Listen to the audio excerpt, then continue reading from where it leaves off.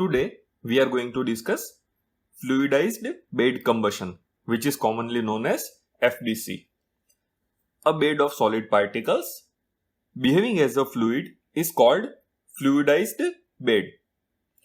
When air is passed through a packed bed of finely divided solid particles, it experiences a pressure drop across the bed. At low air velocity, this pressure drop is small and does not disturb the particles. But if air velocity is increased further, the particles get suspended in air stream and packed bed becomes fluidized bed. If the air velocity is increased further, then the bed becomes turbulent and rapid mixing of particles occurs.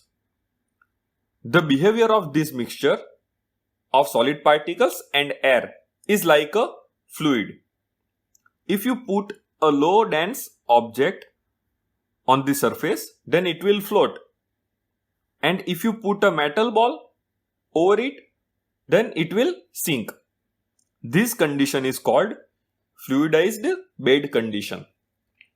Burning of fuel in such a state is called fluidized bed combustion. And boilers which use this principle to generate steam are called fluidized bed boilers. Schematic of FBC is shown here. It consists of a shell with a distributor plate at its bottom with holes in it. Coal of 6 to 13 mm size and inert material such as limestone or dolomite are fed on the distributor plate.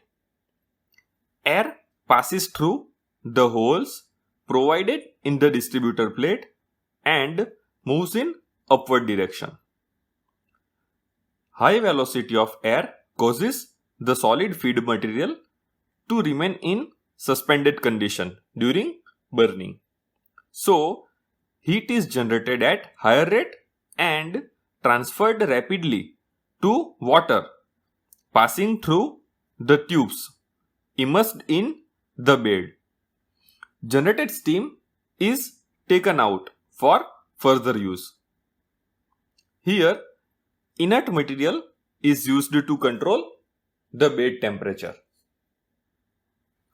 The bed operates at much lower temperature of about 800 to 900 degrees Celsius. So, inert material should be resistant enough to heat and disintegration at this temperature. FBC has many advantages. First is fuel flexibility. Low-grade fuel like agricultural waste can also be used. FBC boilers have very high combustion efficiency in the range of 92 to 95%. Third and main advantage is concurrent removal of SO2. CaCO3 reacts with SO2 in the presence of oxygen and form CaSO4 plus CO2. This CaSO4 can easily be removed with ash. Here, rate of formation of CaSO4 is maximized at 850 degrees Celsius and above 900 degrees Celsius, sulfur capture get reduced. So, temperature up to 900 degrees Celsius is allowed in FBC. Fourth is low NOx emission. Because of low combustion temperature, which is below 900 degrees Celsius, NOx emission is very low. Compact furnace because of high heat transfer rate.